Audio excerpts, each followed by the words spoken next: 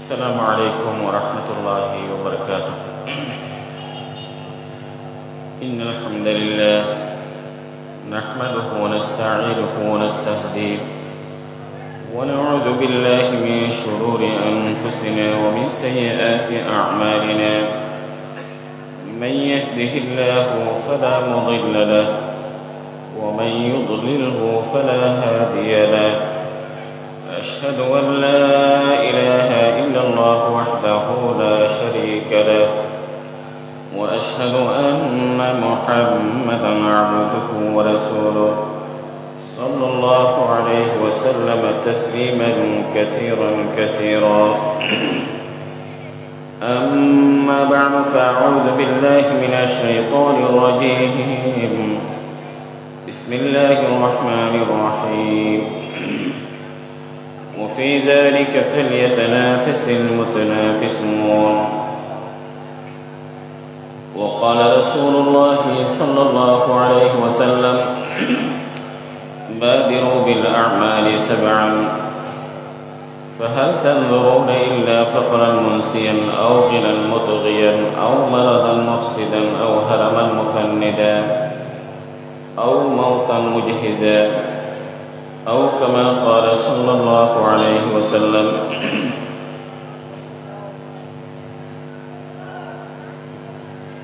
ফটিকছড়ির উপজেলার করঞ্চ এই অঞ্চলের অন্যতম ঐতিহ্যবাহী একটি দ্বীনি জালসা জামিয়া ইসলামিয়া বাইতুল হুদার দুদিনব্যাপী দ্বীনি আয়োজন। প্রথম দিনের সমাপনী অধিবেশন উপস্থিত গ্রামীণ কাদর ওয়াজিবুল ইহতারাম ওলামায়ে কেরাম, মুআজ্জাজ হাজিরিন, সম্মানিত সুধীমণ্ডলী, রব্বুল আলামিনের দরবারে একটি বরকতময় মাহফিলে কথা শুরু করার আগে বড় বিনয়ের সাথে ফরিয়াদ করছি, রব্বুল আলামিন যেন সেই শুধু কথা আমল আখলাসের সাথে আল্লাহ পাক বলার শোনার তৌফিক দান করেন। মুআজ্জাজ হাজিরিন, কোরআনে কারীমের একটি আয়াতে মুবারাকা রাসূলুল্লাহ সাল্লাল্লাহু আলাইহি ওয়াসাল্লামের একটি মুবারক হাদিস আপনাদের সামনে পড়েছি। রব্বুল আলামিন কোরআনে কারীমে আমাদের জন্য প্রতিযোগিতার স্তর নির্ধারণ করে দিয়েছেন।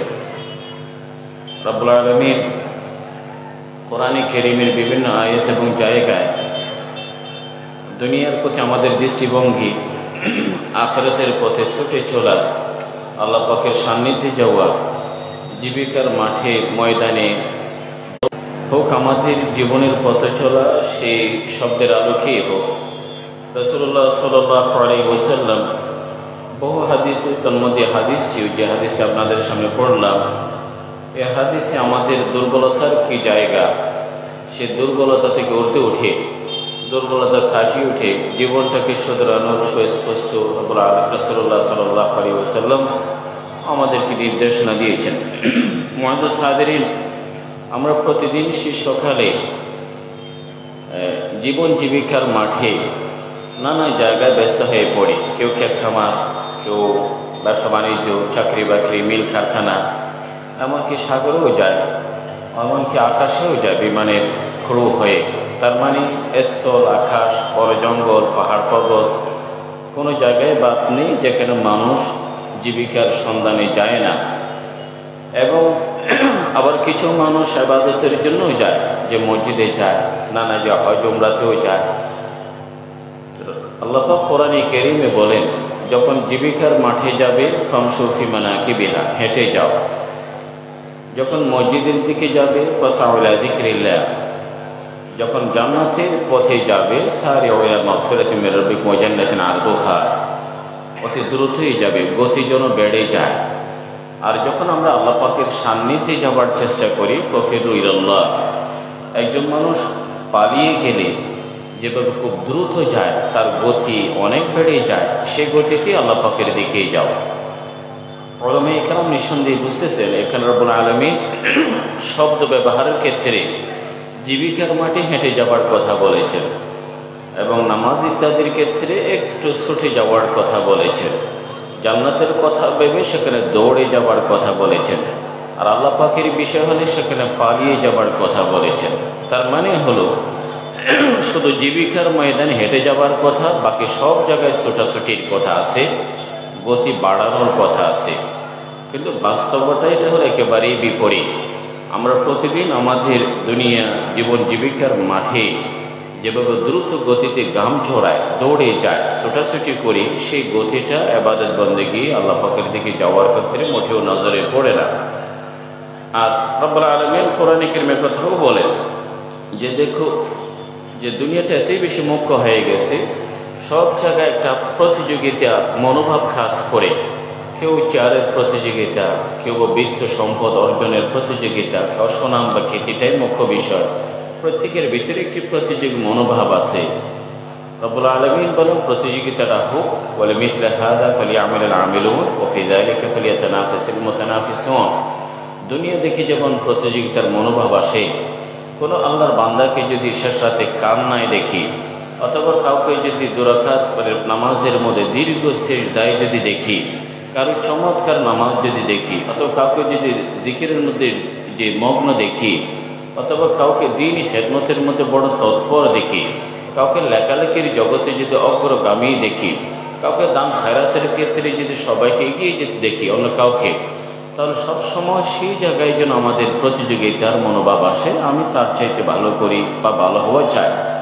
অথচ দেখা যায় দুনিয়ার লাইনের ক্ষেত্রে আমাদের তার চেয়ে ভালো গাড়ি, তার চেয়ে বড় সুনাম, তার চেয়ে বড় বাড়ি করার যে স্বপ্ন, যে প্রতিযোগিতা আছে, দ্বীনের ক্ষেত্রে সেই প্রতিযোগী মনোভাব আমাদের ভিতরে হয় না। এই জন্য রব্বুল আলামিন বলেন ওয়া ফি যালিকা ফালিয়াতানাফাসিল মুতানাফিসুন।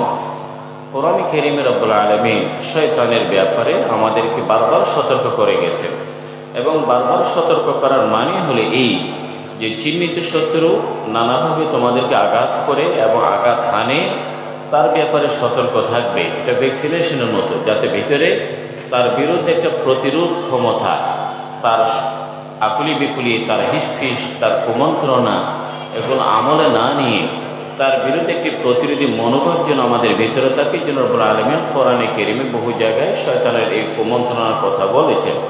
শয়তান আমলের ক্ষেত্রে আমাদেরকে বহু জায়গায় বাধার সৃষ্টি করে, প্রতিবন্ধকতার সৃষ্টি করে। প্রথমেই শয়তান চায় যে আমাদের মন মানসিকতায় আমল করার জন্য কোনো আগ্রহী সৃষ্টি না হোক, আমলের কোনো জজবা পয়দা না হোক, আমলের কোনো তড়প পয়দা না হোক, আমলের প্রতি আগ্রহ রুচি না বাড়ুক, কিছু শয়তানের তৎপরতা। কিন্তু আল্লাহ পাক মেহেরবানি করে যতই গুনাহ করুক, মাঝে মধ্যে ভালো কিছু করার মানসিকতা আমাদের অন্তরে জেগে ওঠে। হাদিসের মধ্যে আছে কোন আল্লাহর বান্দার অন্তরে ভালো কিছু করার যদি আগ্রহ জাগে, এটাকে ওয়ারিদ বলা হয়, আল্লাহ পাকের পক্ষ থেকে মেহমান। মেহমানের ক্ষেত্রে আমাদের কথা হলো, মেহমানকে আপনি সম্মান করলে সেই মেহমান বারবার আসবে, মেহমানকে মূল্যায়ন করলে সেই মেহমান বারবার আসবে। কিন্তু মেহমান যদি অসম্মানিত হয়, অপমান বোধ করে, সে মেহমান হয়তো আপনার ঘরে আসবে না। ঠিক তেমনি আল্লাহ পাকের পক্ষ থেকে ভালো কিছু করার যে আগ্রহ আমাদের অন্তরে জাগে, এগুলো যদি আমরা কাজে লাগাই, আমল করি, আল্লাহ পাক আরও বহু আমলের আগ্রহ আমাদের অন্তরে সৃষ্টি করে দেয়। এটি নিয়ম। আর যখন একটি আমল করার বারবার আগ্রহ জাগে, আমি পিছিয়ে ফেলি, পিছিয়ে দিই, হতে পারে একটা সময় আমলগুলো করা আগ্রহই জাগবে না। এই জন্য রাসূলুল্লাহ সাল্লাল্লাহু আলাইহি ওয়াসাল্লাম বলেন, আমলের যখন কোনো আগ্রহ আসে, হতে পারে কোরআন তেলাওয়াতের মানসিকতা, অথবা তাহাজ্জুদের কোনো আগ্রহ, নামাজ সুন্দর করার কোনো ইচ্ছা যদি অন্তরে আসে, বাদিরু বিল আমাল সাবআ, 7টি পরিস্থিতির আগেই তুমি সময়কে কাজে লাগাও এবং ত্বরা করা চায়, দ্রুত করা চায়, কালক্ষেপণ নেই, সময় অপচয় নেই। বাদিরু বিল আমালি সাবআ।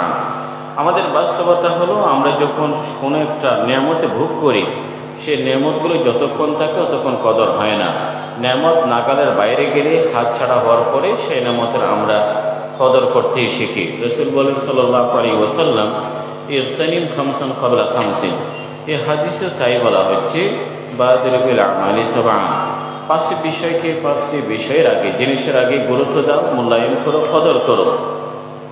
আর সেই নেয়ামতগুলো আল্লাহ পাক আমাদেরকে নেয়ামতের ক্ষেত্রে খুব সাফ ভাষায় বলেছেন, ওয়াইন তাউদু নি'মাতাল্লাহি লা তুহসুহা।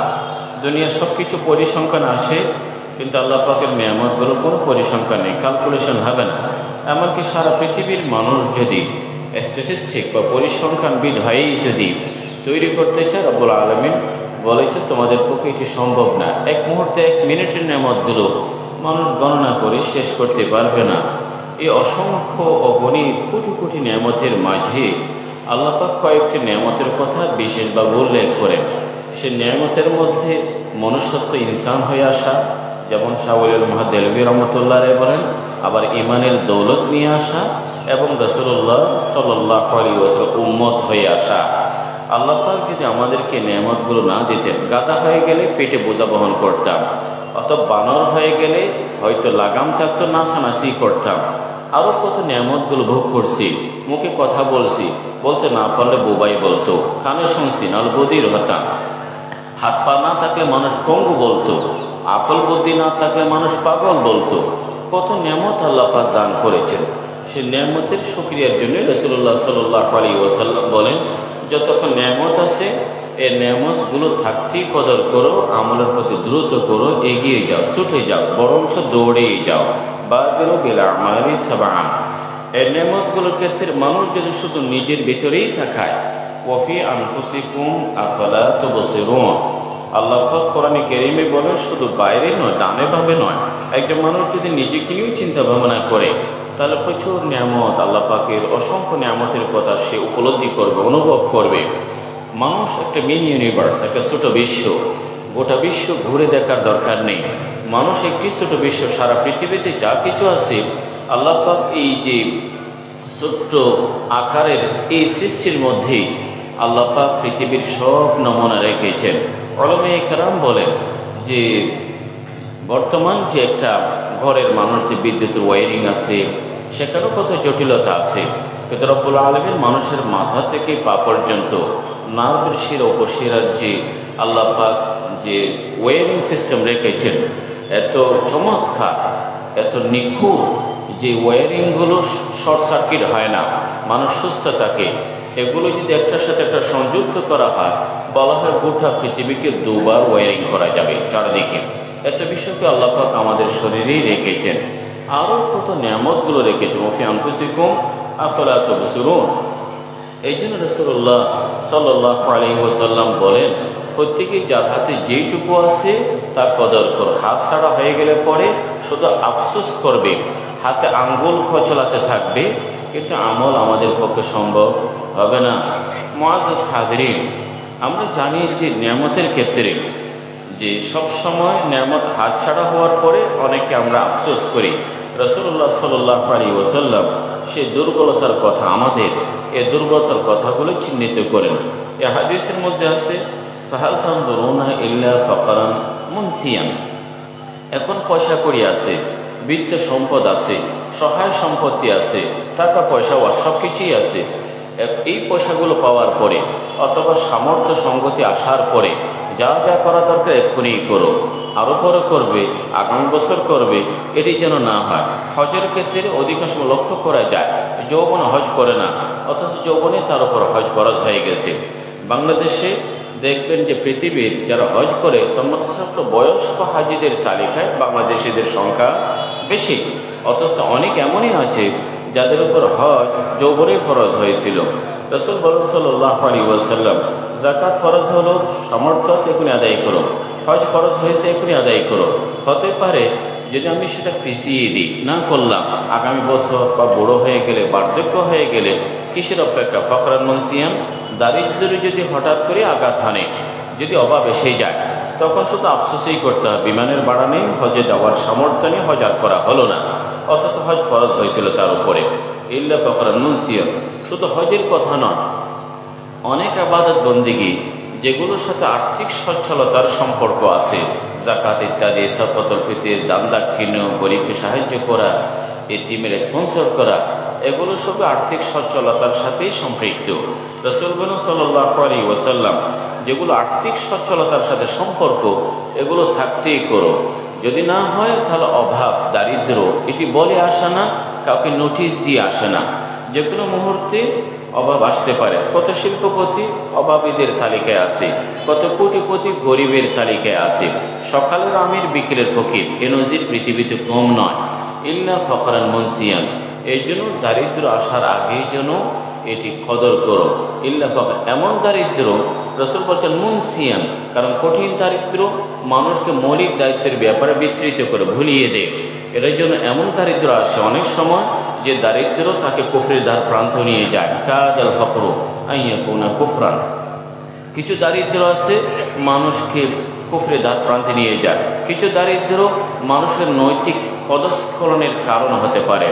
এমন হাদিস শরীফে আছে, বনি ইসরায়েলের সেই ঘটনার কথা আপনারা জানেন, যে এক লোক সৎকা করতে গেল, কিন্তু একদিন এক রাতে চোরের হাতে দিল, আরেক রাতে পতিতার হাতে দিল, সংক্ষেপেই বললাম, আরেক রাতে এক বড় লোকের হাতে দিয়ে দিয়েছি। লোকটির আফসোস হলো, রাত্রে অন্ধকারে দিলাম, গরিবকে দেবার চেষ্টা করেছিলাম, কিন্তু 3 দিনে ভুল জায়গায় দিলাম।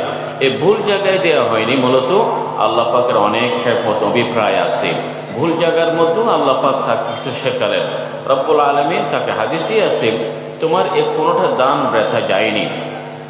হাদিস শরীফে আছে, তুমি যে চোরের হাতে দিলে, এ লোকটা অভাবে পড়ে এই যে চুরি বা এই অপরাধ জগতে নেমেছে, তোমার টাকা পাওয়ার পরে সে চুরি থেকে দূরে থাকলো। যে মহিলাটা পতিতাব্রত এরকম ঘৃণ্য পেশাকে বেছে নিয়েছে, সে অভাবের কারণেই গেছে। এমনকি যে লোক বড় লোকের হাতে দিলে, সেও তার থেকে শিক্ষা আছে। বড় লোক চিন্তা করলো, রাতের অন্ধকারে আমার গরিব মনে করে আমার হাতে টাকা গুঁজে দে, অথচ আমি বৃত্তশালী পয়সাওয়ালা, দিন দুপুরও কাউকে দেই না। এখান থেকে বড় লোকটাও শিখতে পেরেছে। কাজে এই হাদিস প্রমাণ করে অভাবের কারণে মানুষ চুরির পথে পা বাড়ায়, অভাবের কারণে ঘৃণ্য পেশাকে অবলম্বন করতে পারে, আবার কিছু অভাবের কারণে কুফরের দ্বার প্রান্তও যায়।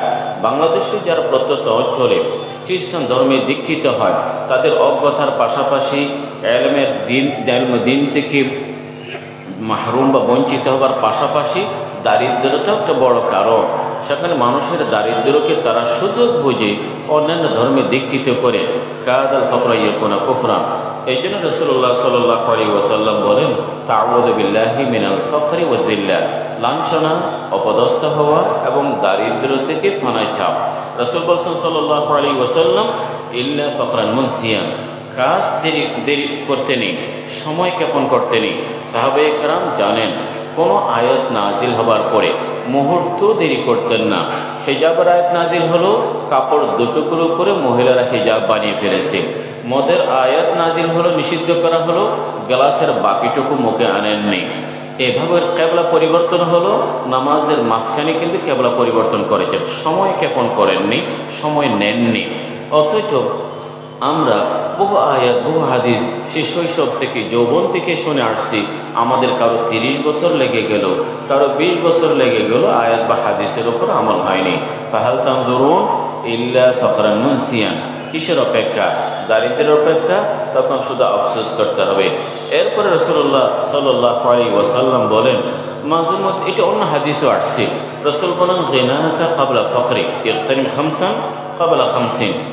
এই যে হাদিসে রাসূল বলেন সাল্লাল্লাহু আলাইহি ওয়াসাল্লাম, তোমার সচ্ছলতা এটিকে কদর করো, তোমার অভাবে পড়ার আগে কদর করো। 2 নম্বর রাসূল বলেন সাল্লাল্লাহু আলাইহি ওয়াসাল্লাম, আও গিনান মুদগিয়ান, কিছু আবার সচ্ছলতা মানুষকে অহংকারী, দাম্ভিক, দায়িত্বহীন করে তোলে। আও গিনান মুদগিয়ান, স্বৈরাচারী করে তোলে, স্বেচ্ছাচারিতায় লিপ্ত করে।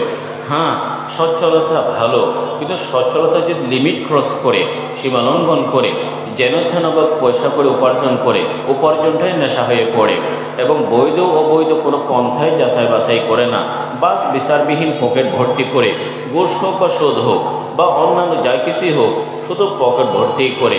অথচ হাদিসে আছে, রাসূলুল্লাহ সাল্লাল্লাহু আলাইহি ওয়াসাল্লাম বলেন, সম্পদের ক্ষেত্রে আল্লাহ পাকের প্রশ্ন দুটি হবে, কিভাবে আসলো, কোথায় ব্যয় হলো। মিনাল ইকতিসাবা ওয়া ফিমা আনফাকা। মালয়েশিয়ার প্রধানমন্ত্রী মাহাতির বলেন, হালাল হারামের প্রতি আমাদের দৃষ্টিভঙ্গি খুবই ছোট। আমরা শুধু এতটুকুই দেখি, এ মুরগিটা হালাল খাওয়া যাবে, এ শুকরটা হারাম, এটি খাওয়া যাবে না। এটা একটি সংকীর্ণ দৃষ্টিভঙ্গি হয়। মুরগি সবসময় হালাল হলে হালাল হয় না। যদি কেউ চুরি করে নিয়ে আসে, মুরগি হালাল হলো তার জন্য হালাল নয়। অথবা সে বৈধ পন্থায় আনলো, কিন্তু জবাইটা ঠিক হয়নি, আল্লাহ পাকের নামে হয়নি, গায়রুল্লাহর নামে যদি জবে হয়, সেটিও হালাল হয়নি। কাজে হালালের পরিধিটা তো বড় করেই দেখতে হবে। তো বললাম, কিছু সচ্ছলতা এমনও হয় যে মানুষকে অহংকারী করে তোলে।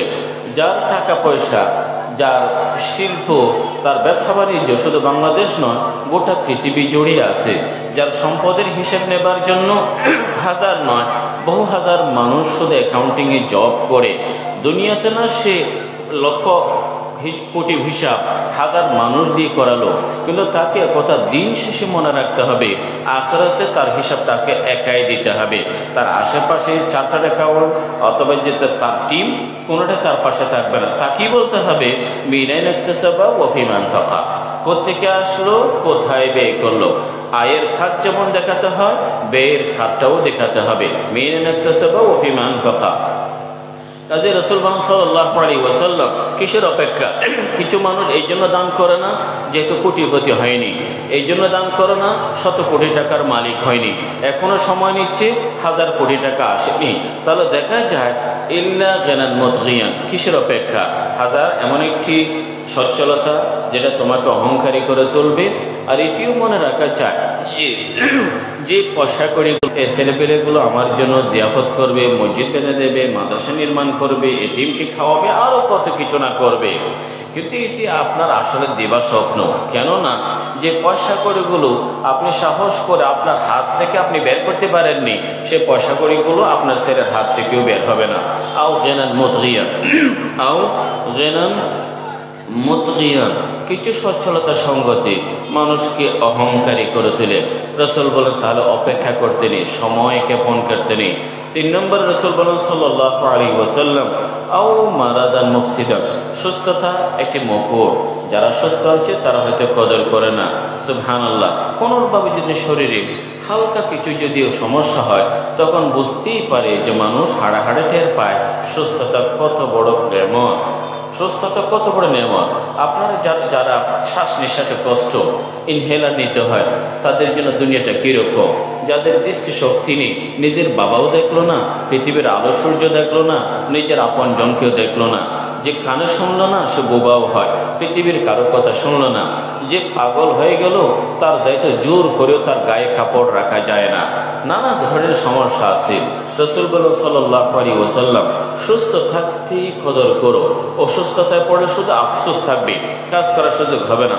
এক সময় চশমা লাগে না তখন কোরআন পড়ে নেই, কিন্তু যখন চশমা লাগে অথবা চশমা দিয়েও দেখে না তখন হয়তো কেউ আগ্রহ করে, হায় রে আমি যদি দেখতাম প্রচুর কোরআন তেলাওয়াত করতাম, কিন্তু যখন দেখেছি তখন কিন্তু আমার কোরআন তেলাওয়াত হয়নি। যখন সুস্থ ছিলাম হেঁটে যেতে পারতাম মসজিদে, তখন জামাতে যায়নি। যখন হুইল চেয়ারের যাত্রী হলো তখন মসজিদে যাবার কথা ভাবে। যখন স্বাধীন দেশে ঘোরাফেরা করে তখন আজানা ডাকে মসজিদে আসে না। যখন জেলে যায়, কারাগারে যায়, তখন জুমার স্বপ্নের আগ্রহ দেখে ইত্যাদি। হাত ছাড়া হওয়ার পরে মারাদা মুফসিদান, রাসূল সাল্লাল্লাহু আলাইহি ওয়াসাল্লাম এমন অসুস্থতা আসতে পারে তোমার জীবনে বিপর্যয় সৃষ্টি করবে, এটি সবাই জানে।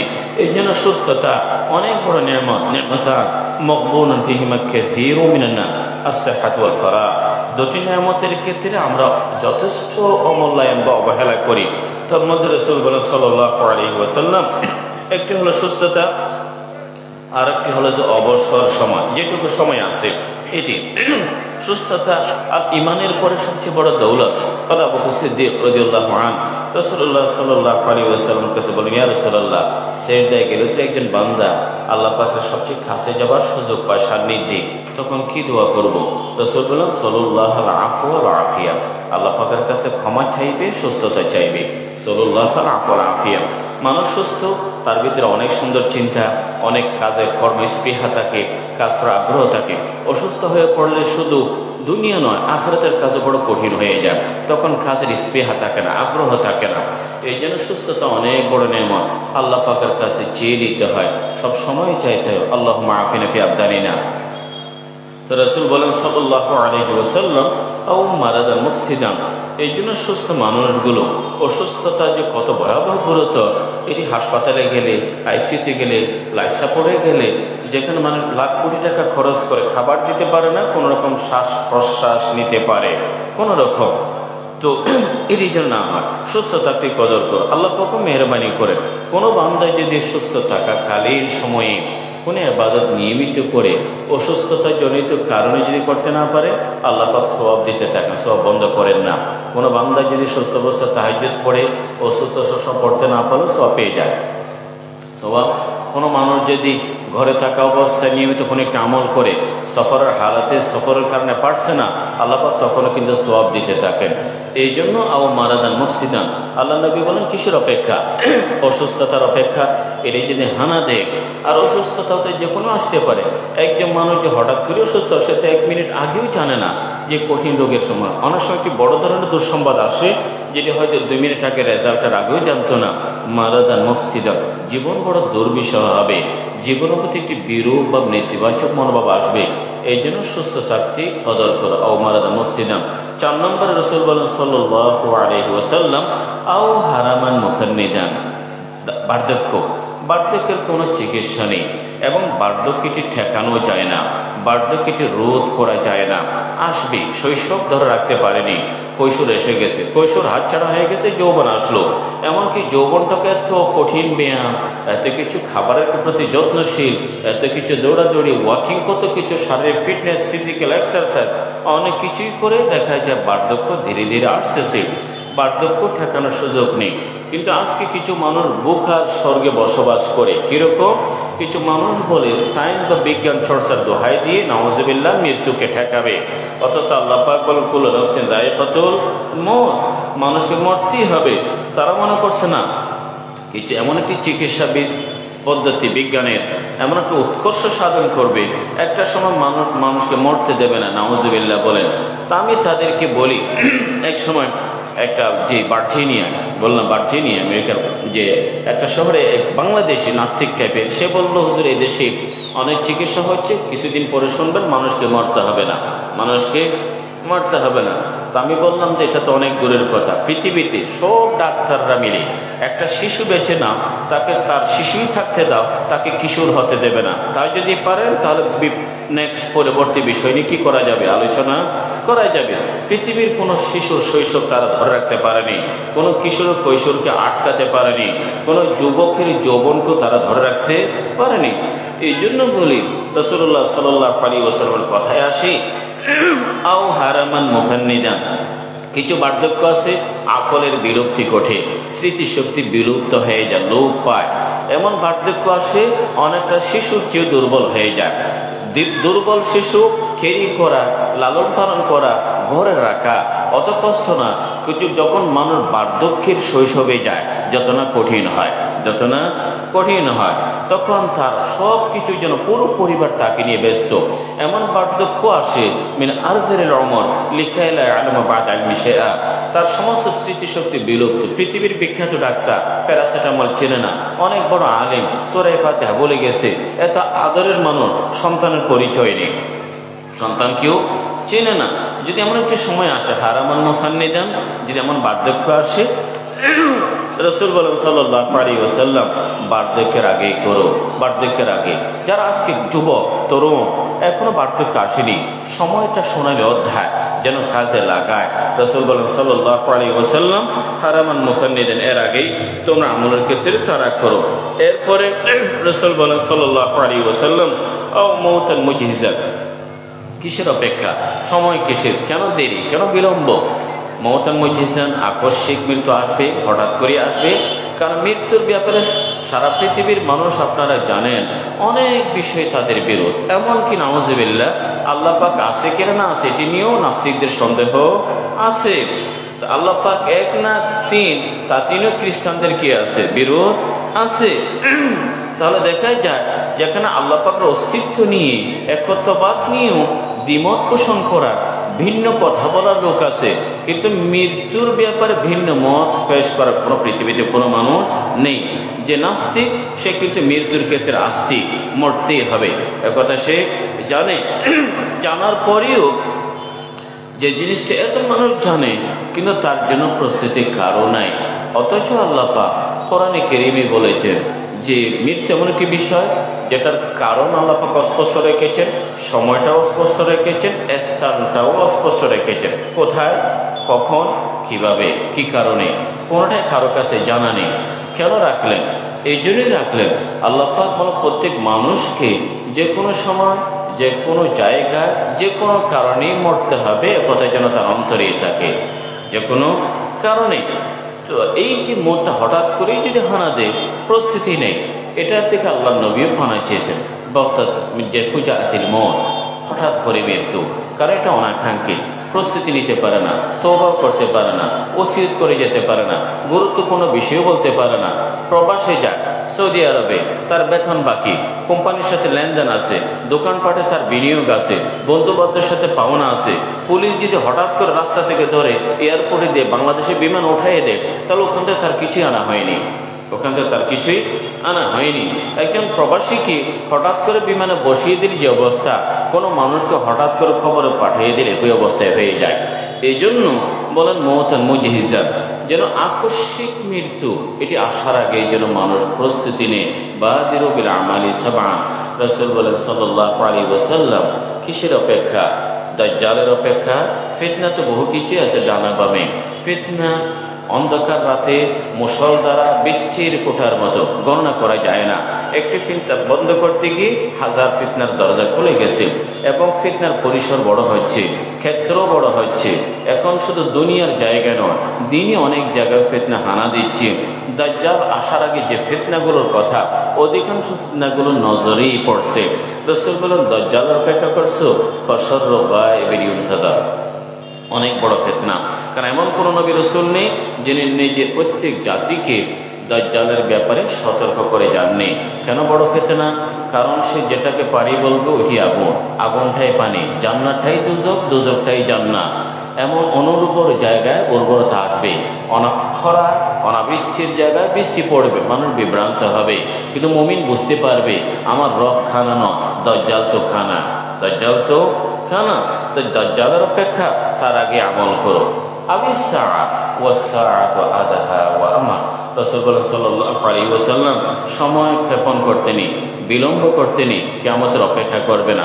কেউ বলবে হয়তো কিয়ামত অনেক দূরে, 1000 বছর পরে, 500 বছর পরে, এমনকি 2000 বছর পরে হোক না, তাতে আমার আপনার কি আসে যায়? মান মাতা ফাকাত কামাত কিয়ামতুহু, 1000 বছর পর্যন্ত আমি তো নেই, আপনি নেই, যে মারা গেল তার কিয়ামত শুরু হয়ে গেল, যে মারা গেল তার কিয়ামত শুরু হয়ে গেল। ওসমান ইবনে আফফান রাদিয়াল্লাহু আনহু কবর দেখলে, কবরস্থান দেখলে চোখের পানি সম্বরণ করতে পারতেন না। জিজ্ঞেস করা হলো কেন? তিনি বলতেন, খবর আখিরাতের দীর্ঘ সফরের প্রথম চেক পয়েন্ট, যে এখানে সহজেই পার হবে, বাকি জায়গায় সহজেই পার হবে, এখানে আটকে গেলে সামনে আরো কঠিনভাবে আটকে যাবে। এই জন্য রাসূল সাল্লাল্লাহু আলাইহি ওয়াসাল্লাম সময় অপচয় করতে নেই। এই যে তারা করতে বললেন, সেটি আমাদের মাঝে আসো। আমাদের দুর্বলতার জায়গাগুলো শয়তান বারবার পিছিয়ে দেন। একদিকে যারা যুবক, তাদেরকে বলে সময় প্রচুর আছে, আরও একটু এনজয় দিলা, জীবন ভোগ করো। আর যারা বয়স্ক, বয়সের ধারে বারে নুয়ে গেছে, তাদেরকে উল্টো শয়তান গল্প শোনায়। শয়তান বলে যে পুরো জিন্দিগি আকাম কুকাম, জীবনের এত আকাম সব তার স্মৃতির পর্দায়, তার মনের পর্দায় তার অতীতগুলো শয়তান ডিসপ্লে করে, প্রদর্শনী করে। তোমার পক্ষে ভালো হলো, ভালো হবার সুযোগ নেই, একদম হতাশ করে। ইন্নাহু লা ইয়াসু মির রূহিল্লাহ ইল্লাল কওমুল কাফিরুন লা তাকনাতু মির রাহমাতিল্লাহ। এই জন্য বলা হয়, একজন আল্লাহ পাক তো তওবা কবুল করার জন্য বার্ধক্য কখনো বাধা বলেননি। হাদিস শরীফে আছে, সূর্য পশ্চিম থেকে উদিত হবার আগ পর্যন্ত তওবা কবুল হবে এবং সাকারাত শুরু হবার আগ পর্যন্ত। উনি বয়স্ক, মলকুল মত আসেনি, উনি বার্ধক্যে আছেন, সাকারাত তো শুরু হয়নি, গরকারাত নফস শুরু হয়নি, কাজের সময় আছে। এই জন্য রব্বুল আলামিন এই ধরনের মানুষও যদি 70-80 বছর পরেও আল্লাহ পাকের সামনে চোখের পানি ফেলে তার কম্পিত শব্দ দিয়ে যদি বলে, আল্লাহ পাক বলেন, হ্যাঁ তোমার মুখের সাদা দাড়ি, তোমার প্রকম্পে হাতগুলো, তোমার এই শব্দগুলো আমার কাছে অনেক বড় প্রিয়। হ্যাঁ দেরি, আল্লাহ পাক বলেন, হ্যাঁ তুমি আসমান সমান, দিগন্ত ছুঁয়ে গেছে তোমার গুনাহ, আমার কাছে ক্ষমা চাও, আমি গফরতু লাকা ওয়ালা উবালি, আমি ক্ষমা করে দিই, আমি কাউকে পরোয়াই করি না।